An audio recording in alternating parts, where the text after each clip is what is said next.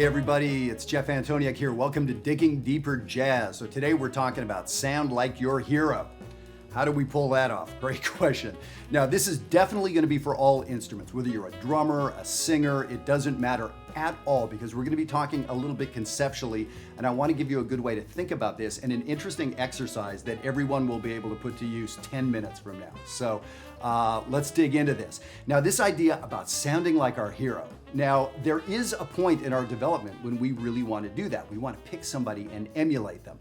But then there gets to be a point where we kind of want to be ourselves as we play. And this is philosophical territory to start with. The reason I'm talking about this is 3 weeks from now, I'm heading up to Canada to a very good friend of mine, Dean McNeil, fantastic Canadian musician, asked me to come up and play with a band that he leads. So I'm going to be the guest artist with the Saskatoon Jazz Orchestra, a really, really good big band made up of professionals and semi-pros in the community.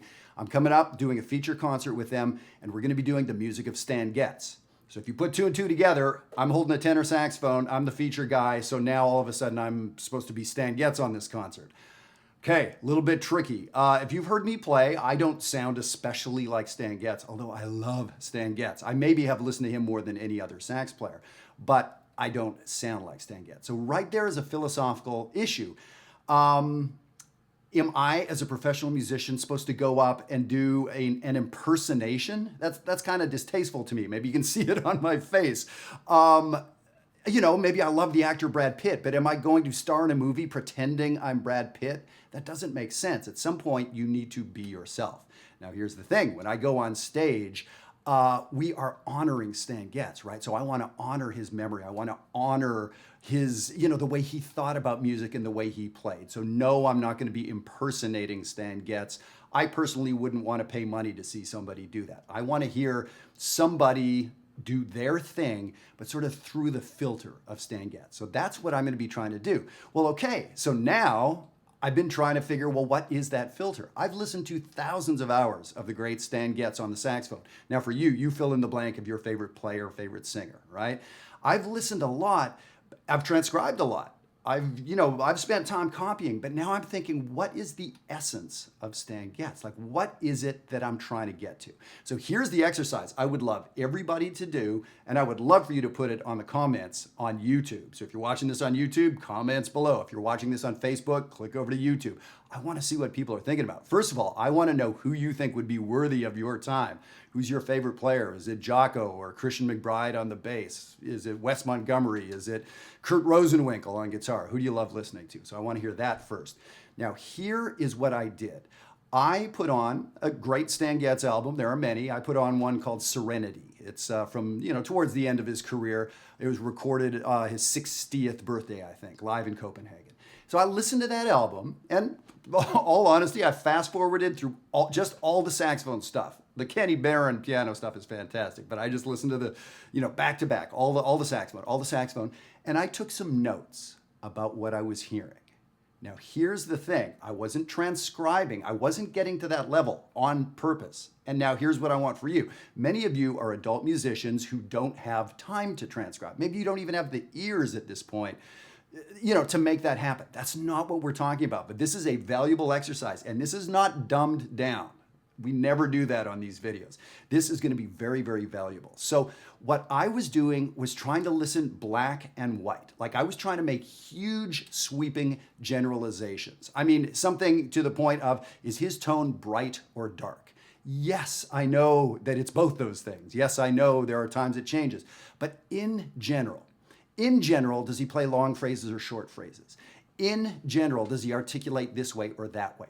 In general, does he play more inside or outside? Those sort of sweeping generalizations actually get us somewhere when we're listening to music.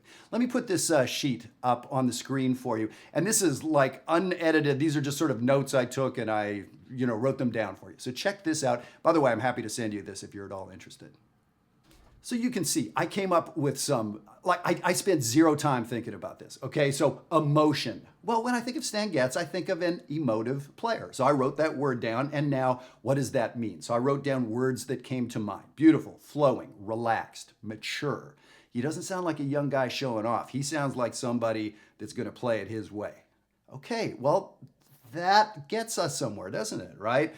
So I said very melodic playing, but then I asked myself, what does that mean? I mean, sure, maybe that rings a bell for some of us, but how do I do that? How do I channel that? How do I morph my playing into that?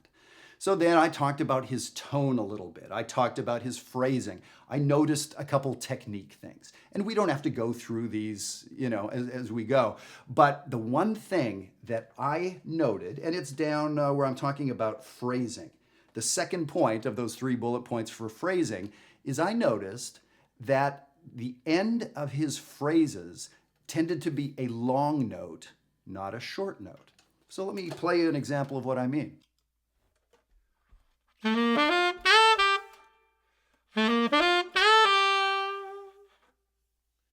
So right there, the first way I played that little lick had a short ending, a bebop ending, the way maybe Bird or the way Johnny Griffin or the way Cannonball may have played that. The second way had a longer phrase ending.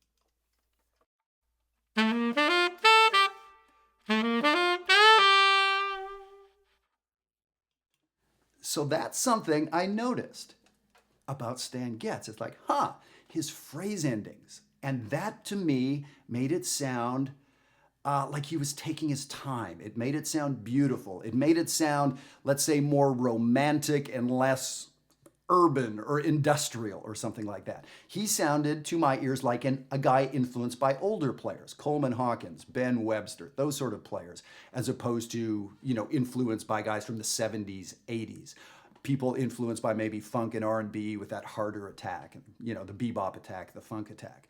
Okay, so of all that stuff I wrote down, I picked that one thing and I thought, let me just experiment with that. And so this is very interesting. So a couple days ago, I went to teach one of my adult master classes. And in those classes, I do a lot of playing as, examples with everybody and, an opportunity to play with some other players. So I was forcing myself to play long notes at the end of phrases. So first thing, I was shocked at how I rarely do that. So that's not something I normally do. So that right there, like, holy cow, a long note. How is it I don't do that very much? So, okay, that was very interesting. Then I really noticed, like 4 measures into my solo, the guys in the band who have heard me play many times are like looking at me and sort of like checking out what I'm doing. And I can tell by the look on their face, like, Jeff's doing something different. And so some of them asked, like, man, what are you doing different today? And I said, I'm playing some long notes. It was the craziest thing. These adult amateur players, these aren't professional, jazz folks that know everything about everything. They immediately heard it was different. Very interesting. So just something that simple. So now going back to the assignment, I just listened and made these very almost non-musical, non-technical observations. It's mature, it's beautiful, it's melodic. Those almost aren't music words, right? So I did that, and then and I didn't allow myself to parse it too fine. Is it this or is it that? And from there, I went to something like, I could probably play a line and play a whole note at the end of it. Like, it's not so hard, right? But then I found out how difficult it is. It's very counterintuitive for me. So you know what I'm going to do? I'm going to play you a couple choruses of I Love You, a great Cole Porter tune. And this is one that Stan Getz was playing on that album, Serenity. And I'm going to play, how about this? I'll play a chorus the way I normally play. And you're probably going to hear tighter phrase endings. In other words, I'm going to end short. I'm going to leave space. It'll be a precise ending. I'm tonguing. Right? I'm muting the string. And then a second chorus I'm going to play, you're going to hear me play with these longer phrase endings. It's weird. It throws me off. I almost can't play my regular vocabulary because I'm using this accent that's freaking me out. But it's interesting. It makes me think different. It makes me play different. I'm not sure if it's better, but it's different. And so this is kind of interesting. So I think if I had weeks or months to develop this, I guarantee I'm going to, because it's an entirely different tool in my toolbox. So here we go. I'm going to play I Love You.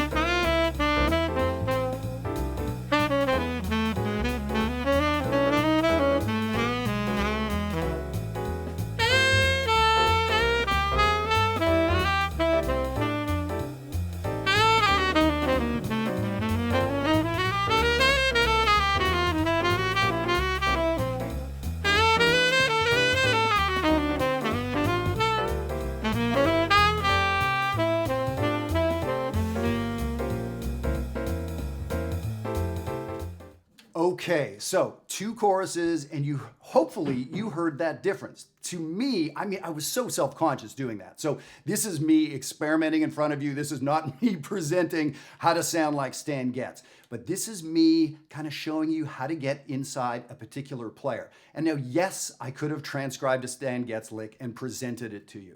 Is that going to make you sound like Stan Getz? No, I'm going to say some words Stan Getz said from my perspective and in my accent. It's not going to sound anything like Stan Getz, right?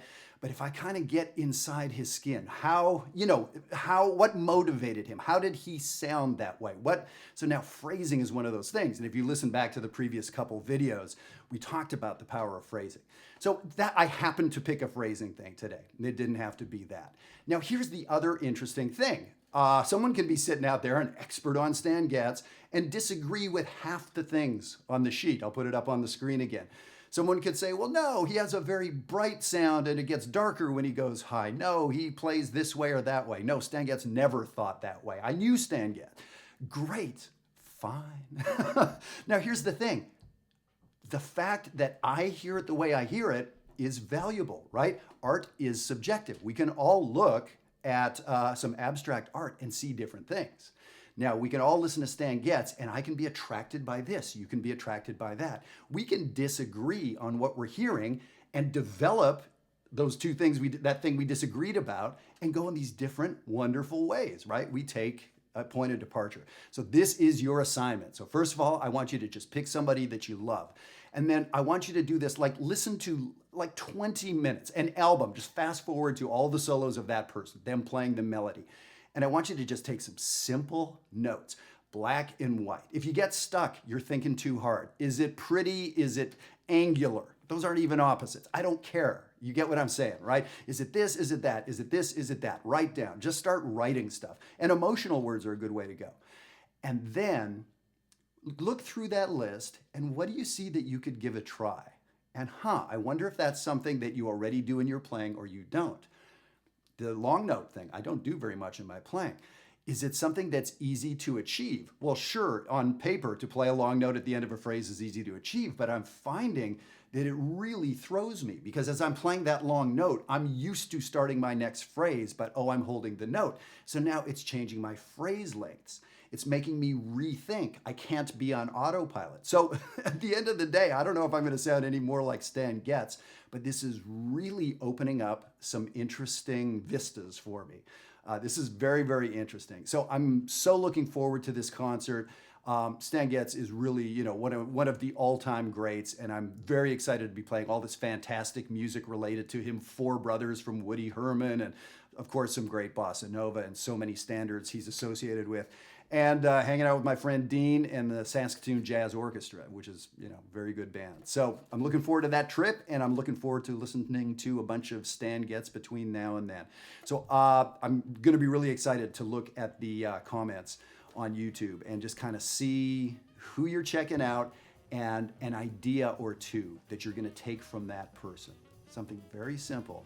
And give it a try. So here's the thing, any of us at any level, if you're a beginner to jazz, if you're an intermediate, if you're a semi-pro that you think, I'm just a semi-pro, I have no business. No, we can all do this. So I'm excited to hear what you come up with. Please leave the comments and please write me at Digging Deeper Jazz. If the PDF would be helpful to you as a point of departure, please do that or write me for any of the previous PDFs as well. Thanks a lot. Take care. See you soon.